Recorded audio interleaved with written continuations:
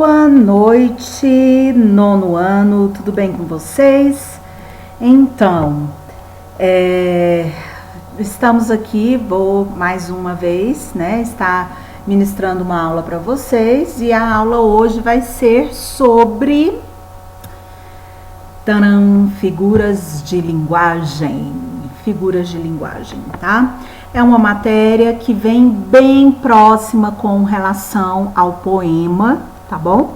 Por isso que eu quis ministrar essa aula de figuras de linguagem uma semana após a questão do poema, tá? Sobre a aula do poema, porque figuras de linguagem e poema tem tudo a ver, tá bom? Vocês vão ver que são coisas que são recursos que são utilizados nesse gênero textual que é o poema, ok? Então vamos lá para o nosso próximo slide. Nós temos aqui então o slide que vai falar sobre conceito. O que é então uma figura de linguagem? O que seria uma figura de linguagem? Então vamos lá. O que é, né? Conceito e o que é são palavras ou expressões sinônimas, né?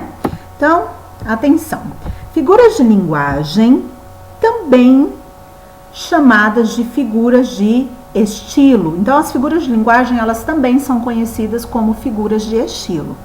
São recursos estilísticos.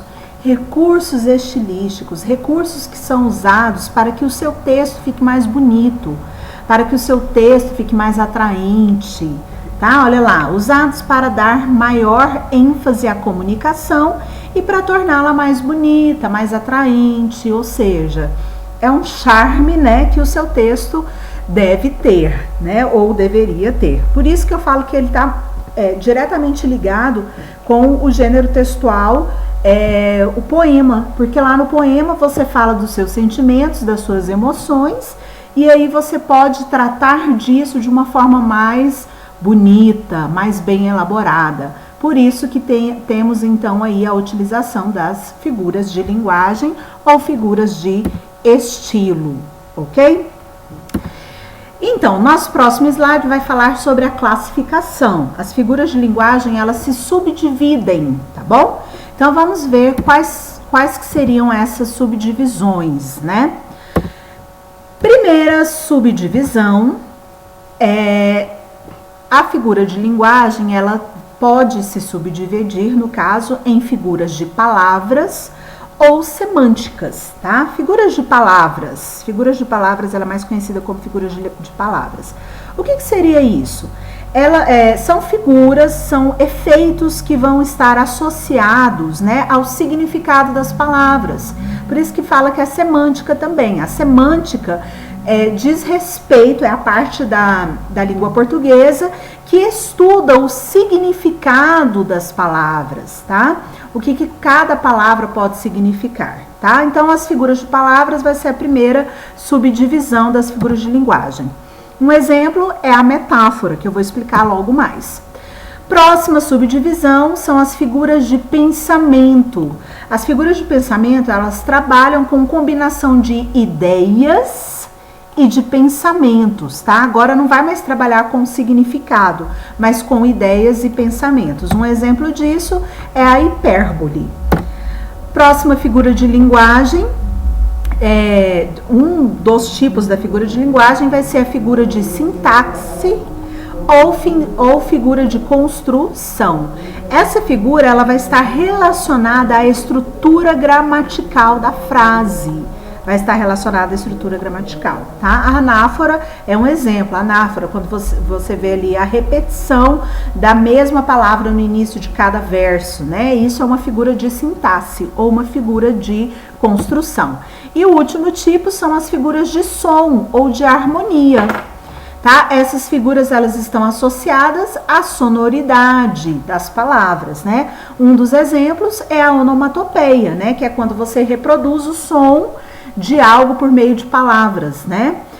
Trim do telefone, tic-tac do relógio, piuí, né? Então, esse no caso é uma figura de som que é denominada onomatopeia.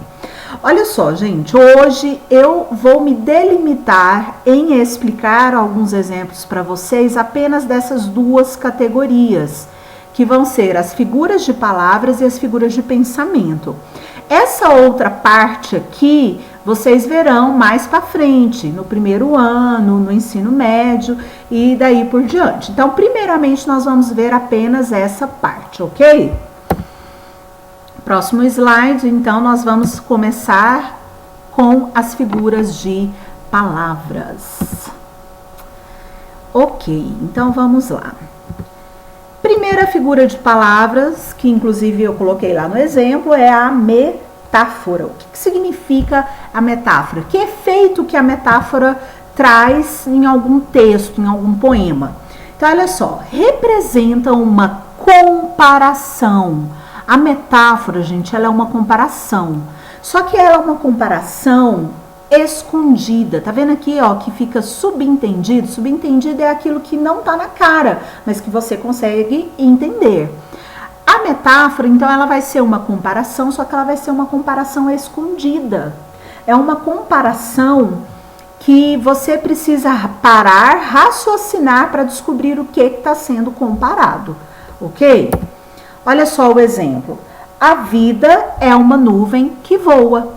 Se eu chegar aqui e entender isso literalmente como está escrito, eu entenderia o quê? Que a vida é uma nuvem mesmo que está lá no céu. Mas não é isso que ela está querendo dizer. Aqui, a vida, ela está sendo comparada com a nuvem que voa. O que a nuvem que voa faz? Ela passa rapidamente, não é isso? Então, é essa comparação que está sendo feita. Por isso que eu falo que é uma comparação subentendida, é uma comparação escondida. Ou seja, a vida está sendo comparada como algo passageiro. Então, ou seja, você precisa raciocinar e tentar entender o que essa metáfora está querendo dizer, ok? Então, a metáfora, comparação escondida. Vamos lá para o nosso próximo exemplo aqui. Olha só, fala uma coisa romântica. Meu amor é uma caravana de rosas vagando num deserto inefável de paixão. Né? Olha aqui, ó, a metáfora, né? Aí a ratinha fala, né? Uau, agora traduz. Aí você está querendo demais, né? Ou seja, ele inventou um tanto de coisa aqui para deixar bonito. Mas olha aqui a metáfora. Meu amor é uma caravana de rosas. Ele não está falando que é realmente uma caravana cheia de rosas, mas ele está falando que é bonito, que é delicado, que é sensível, né? Ou seja, o que uma caravana de rosas tem é isso, ok? Então, é essa comparação escondida. Vamos então para a nossa próxima figura de palavras. A próxima figura de palavras, o próprio nome fala, é comparação. Se lá na metáfora eu tinha uma comparação que era escondida, aqui agora, nessa figura de palavra, nessa figura de linguagem, comparação, eu vou ter também uma comparação. Só que agora a comparação ela vai ser explícita, ela vai estar na sua cara. Na hora que você lê, você vai conseguir entender que alguma coisa está sendo comparada ali. É por isso que geralmente vão aparecer esses conectivos aqui, que vão indicar comparação. Por exemplo, como, assim, tal qual. Esses são conectivos que mostram para você, que indicam que alguma coisa está sendo comparada. Olha o exemplo. Seus olhos são como jabuticaba. O simples fato de ter essa presença do como, desse conectivo como aqui, já faz com que a comparação fique às claras. Ou seja, os olhos estão sendo comparados com o formato que a jabuticaba tem. Então, nesse caso, eu não tenho uma metáfora. Nesse caso, eu tenho uma comparação, porque foi explícita a comparação. Tudo bem? Olha o próximo exemplo, então, que nós vamos ver. Acorda, Armando. Você não sabe que o amor é como uma flor? Se não for regada e bem cuidada, ela murcha e morre. Aí a moça fica com raiva, né, a namorada. O amor é como um motor do carro, Armando. Se não trocar o óleo e não cuidar da mecânica, uma hora ele não funciona mais. Ah, entendi. Né? Ou seja, ela quis usar palavras bonitas, né? Mas ele só compreendeu quando ela usou palavras do universo dele, né? Aqui nós temos dois tipos de comparação, olha aqui. Amor é como uma flor, tá vendo? Como aqui? Então tá bem explícita essa comparação. E depois ela faz uma outra, ela constrói uma outra comparação. O amor é como o motor do carro. Então, ou seja, novamente eu tive uma comparação, só que agora com o intermédio, né, dessa palavrinha aqui, desse conectivo como. Por isso que ela é uma comparação. Ok, vamos para o próximo slide. Agora nós vamos falar da metonímia. A metonímia, gente, ela é uma transposição de significados considerando parte pelo todo, autor pela obra. A metonímia é quando você pega uma parte em troca de outra parte, para representar outra parte. Quando você pega uma parte de algo para representar um todo. Né? Aí vocês vão ver depois, na hora que vocês forem pesquisar, vocês vão ver que existem vários tipos de metonímia, tá? Vários efeitos diferentes de metonímia. Por exemplo, vou dar um exemplo. Quando eu falo assim para você, nossa, bebi 2 copos, estava com tanta sede que bebi 2 copos. A pessoa bebeu o copo, ela pegou o copo e enfiou dentro da boca?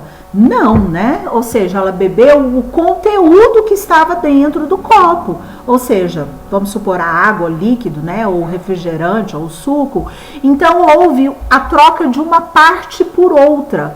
Quando há a troca de uma parte por outra, a gente tem o que nós chamamos de metonímia.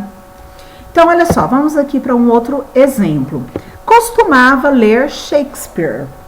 Então, peraí, a pessoa pegava o Shakespeare, que já morreu, inclusive, colocava lá na frente e ficava lendo Shakespeare?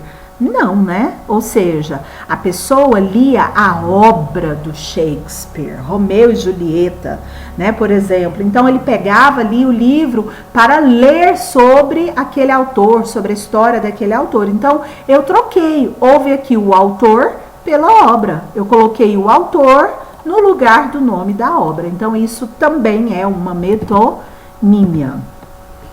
Olha só o outro exemplo aqui, nessa história do Chico Bento aqui. Meu pai tem 800 cabeças de gado. E o seu? O meu pai só tem um boi, mas ele tá inteirinho. Olha só. Então, nesse caso, eu tive também uma metonímia. Como assim que eu tive uma metonímia? Porque aqui, esse menino, que eu não sei o nome dele, falou assim, ó, que o pai dele tem 800 cabeças de gado. Mas quando ele fala que ele tem 800 cabeças de gado, é só a cabeça lá do boi? Não, né? Por isso que o Chico Bento não entendeu, falou que ele estava inteirinho. Na verdade, quando você fala cabeça de gado, você está indicando o boi inteiro. Só que aí você utilizou uma parte do corpo do boi para representar o todo do boi, tá? Então, isso também é um recurso estilístico que é denominado metonímia. Ok, vamos para a próxima figura de palavras, figura de linguagem, catacrese. Catacrese representa o emprego impróprio de uma palavra por não existir outra mais específica. Então, a catacrese, gente, são aquelas expressões que nós utilizamos quando nós não temos algo mais adequado para a gente falar. Então, por exemplo, quando você olha lá, você olha uma cadeira, aquele suporte, aquela parte de baixo, né, da cadeira, não tem um nome específico. Então, nós falamos o quê? Nós falamos perna da cadeira, porque aquela parte ali, ela se assemelha com as pernas do ser humano, por isso que ela é chamada de catacrese, porque não tem um termo específico para aquilo. Como não tem um termo específico para a gente chamar, né, para a gente colocar, nomear, então nós utilizamos uma catacrese, né? Ou seja, não deixa de ser também uma comparação, né?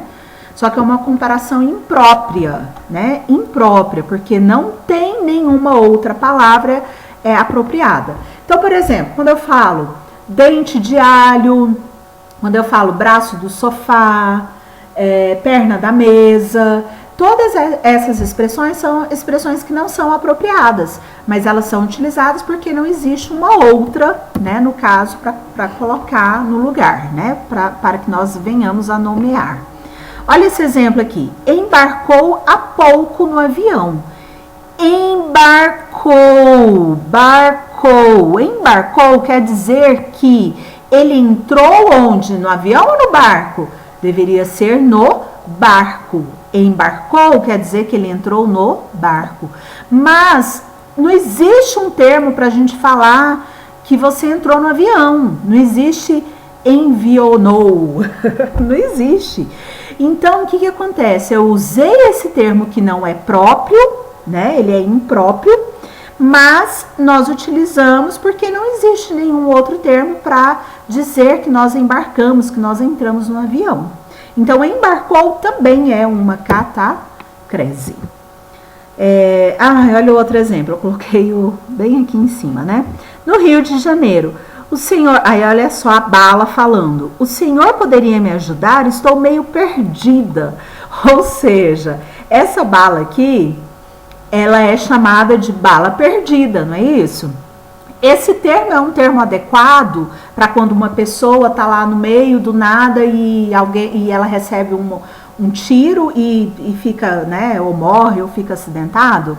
Então, o que acontece? Esse bala perdida, não existe um termo próprio para se usar.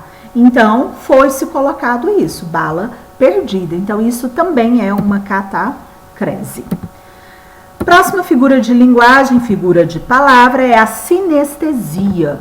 O que vai ser a sinestesia, gente? A sinestesia, ela acontece pela associação de sensações por órgãos de sentidos diferentes.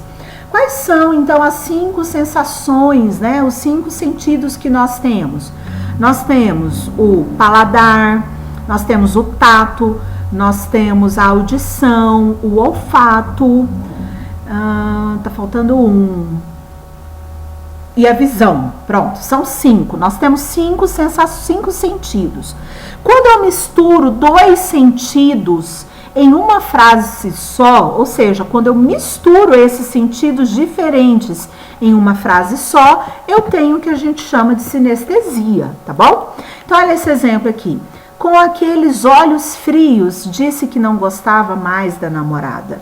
Olha aqui, gente, esse termo, olhos frios. Olhos, qual é o sentido que eu uso com os olhos? Não é a visão? Ótimo. E frios, qual sentido que eu vou utilizar? Vai ser o tato, não é? Eu consigo perceber que o picolé é frio por meio do tato. Tudo bem que poderia até ser do meio do paladar também, mas geralmente frio a gente sente por meio do tato. Então, eu misturei 2 sensações diferentes, visão e tato. Então, quando há essa mistura dessas sensações, desses sentidos diferentes, eu tenho a figura de palavra ou figura de linguagem chamada sinestesia, ok? Olha aqui. E foi então que ela me deu aquele olhar frio dela. Nossa, quanto tempo que eu não vi alguém usar uma sinestesia. Olha, bem explicativo, né? Não tinha nada a ver com sino, não. Era puro desprezo mesmo. Ou seja, o cachorrinho não tá entendendo nada. Que, aliás, parecia demais com esse olhar que você me deu agora. Tá vendo? Então, olha aqui de novo a presença do olhar frio, ok? Próxima figura de linguagem, então, figura de linguagem e figura de palavra, vai ser a perífrase. O que é perífrase? A perífrase, ela tem um sinônimo. Ela pode ser chamada também de antonomásia. Então, são esses 2 nomes que são designados para indicar a substituição de uma ou mais palavras por outra que a identifique. Ou seja, nada mais é do que um determinado apelido que alguém tem, ou um termo que alguém tem e que ele é conhecido por esse apelido, conhecido por esse termo. Por exemplo, quando eu quero falar assim, o rei do futebol está em Brasília.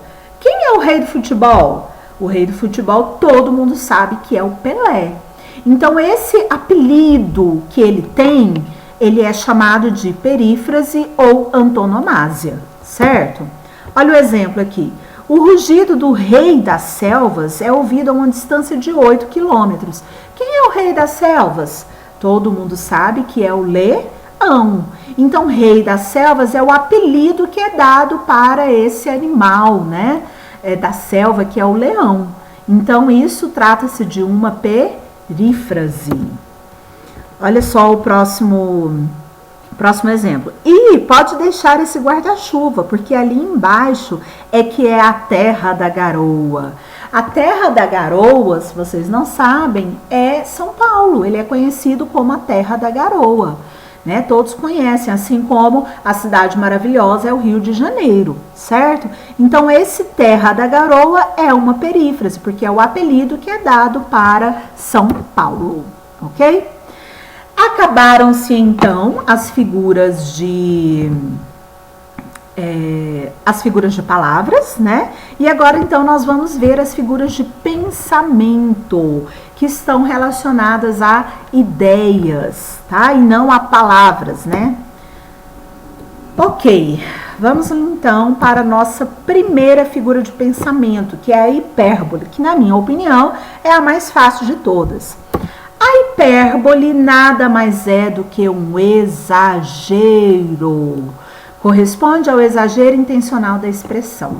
Então, você já viu quando a pessoa quer falar uma determinada coisa e ela simplesmente exagera?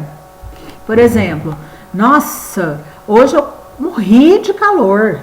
Ou eu quase morri de calor. Ou estou morrendo de sede, né? Olha o exemplo aqui, morri de estudar. Peraí, a pessoa morreu mesmo? Morreu, foi lá para o caixão, foi enterrada? Não, quer dizer que ela estudou muito. E aí, ela vem com esse exagero. E esse exagero nós denominamos como hipérbole. E eu quero lembrá-los que não é hiperbole, é hipérbole. Olha o tamanho do acento aqui, tá? Hipérbole. Tô ficando atoladinha, tô ficando atoladinha. Viu como eu canto bem? Aposto que Elis Regina está morrendo de inveja. Elis Regina, vocês sabem que foi uma mulher, uma cantora muito famosa de MPB, né? E aí ele usa, né, até uma ironia no meio também, o exagero e uma ironia, morrendo de inveja, né? Não é isso. Ela não está morrendo realmente, apesar de que ela já está morta, né? Quer dizer que ela nunca, né, teria inveja. Ok, ótimo. Próxima figura de pensamento, eufemismo. Então, o que vai ser o eufemismo? O eufemismo ele é utilizado para suavizar o discurso, suavizar alguma notícia que você tem que dar, suavizar alguma coisa que você tem que falar, tá bom? Ou seja, você vai falar de uma forma bem floreada, bem enfeitada, tá? Olha o exemplo, entregou a alma a Deus. Não é bonito, né? O que ele quis dizer quando ele fala em entregou a alma a Deus? Ele quis dizer que a pessoa morreu. Só que em vez de você chegar e falar, ó, fulano morreu, você chega e fala, olha, entregou a alma a Deus.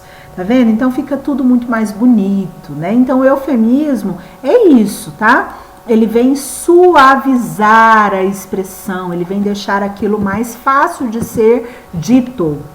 Olha aqui um outro tipo de eufemismo, né? A mulher fala, fofoqueira não, querida. Eu sou produtora de biografias orais não autorizadas. Olha só, ou seja, tudo isso aqui que ela falou se traduz em quê? No fato de que ela é uma fofoqueira, ela fala da vida dos outros.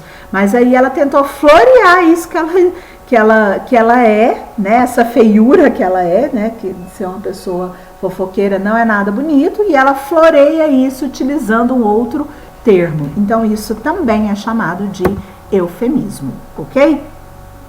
Vamos para a próxima figura de pensamento, ironia. Essa é a preferida de vocês, né? Os adolescentes amam usar de ironia, né? O que é a ironia?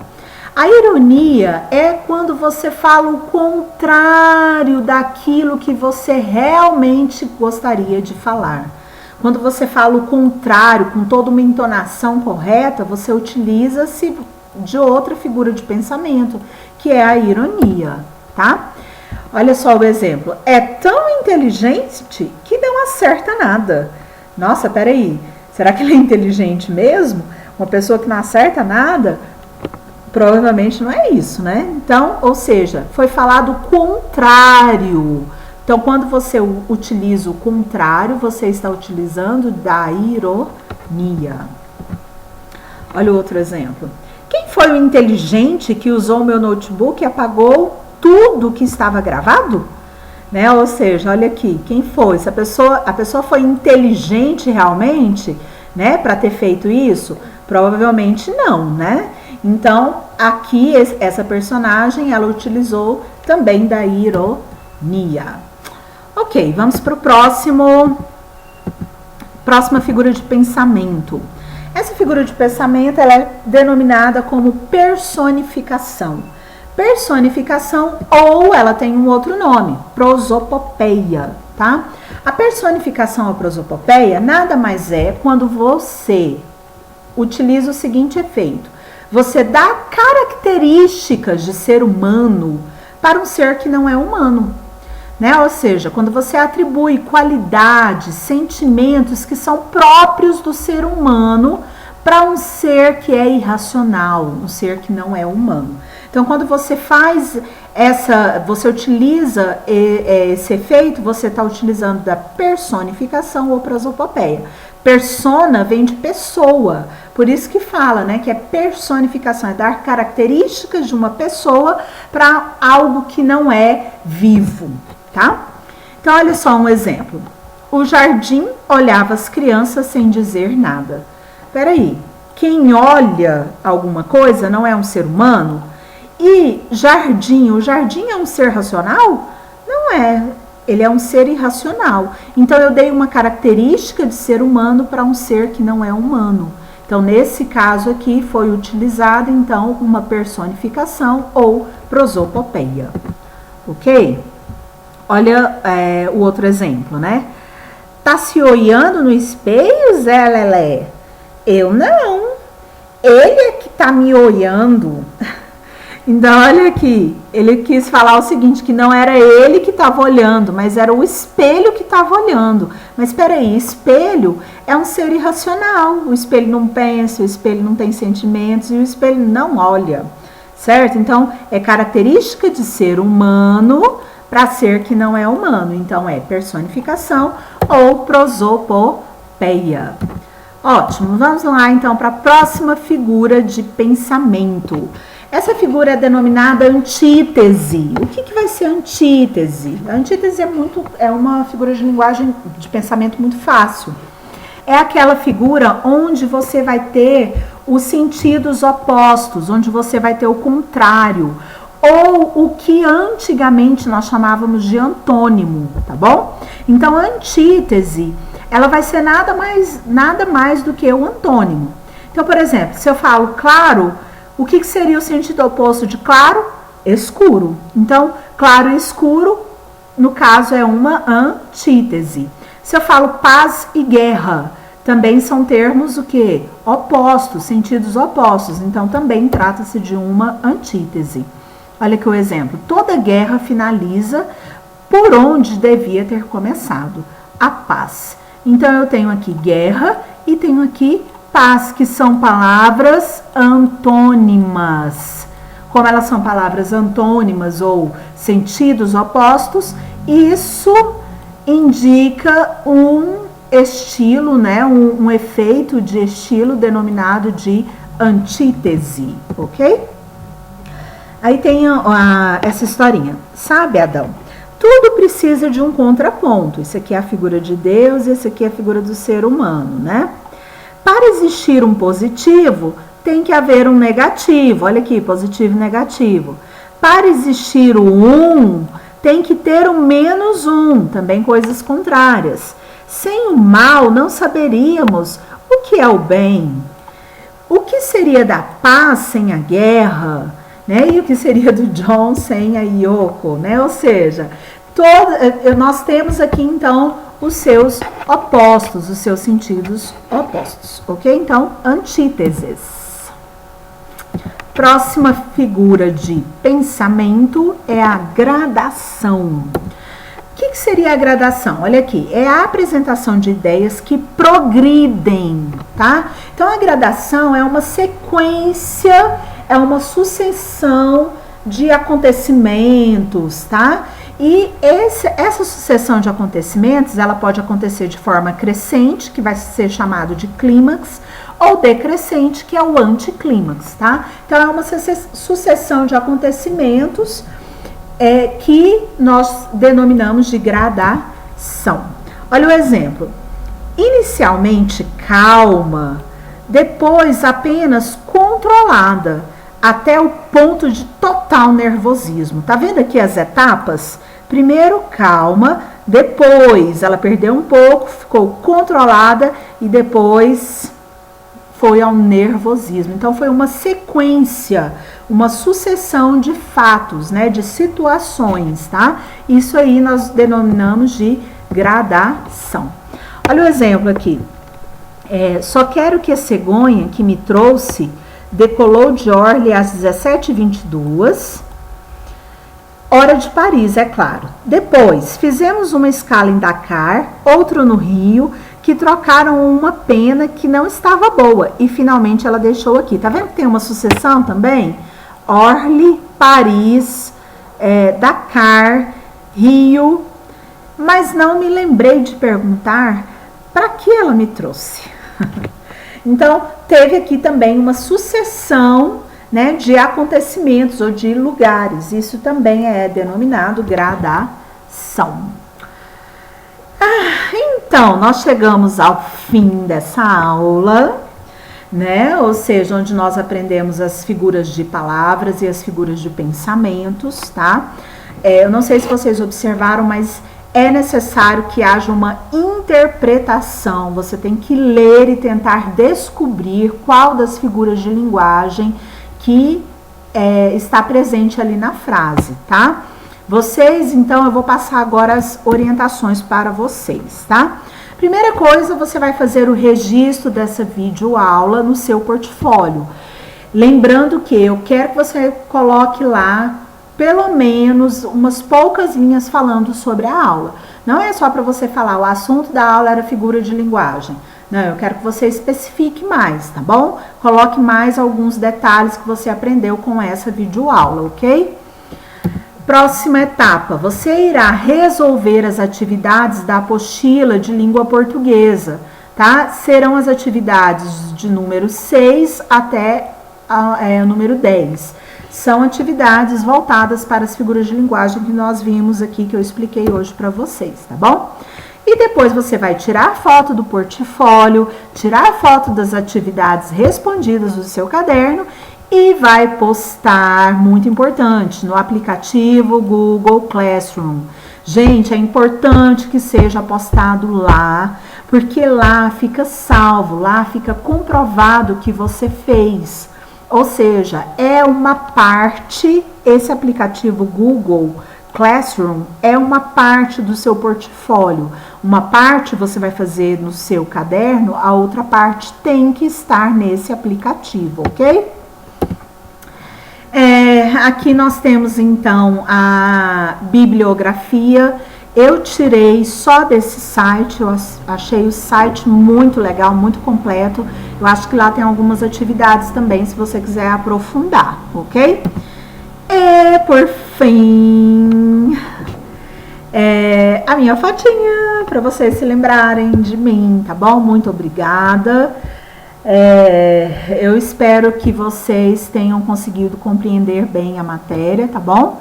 E eu estou à disposição de vocês para o que vocês precisarem. Se alguém quiser os slides ou quiser disponível, eu posso estar disponibilizando para vocês, tá bom? Um beijinho e até semana que vem.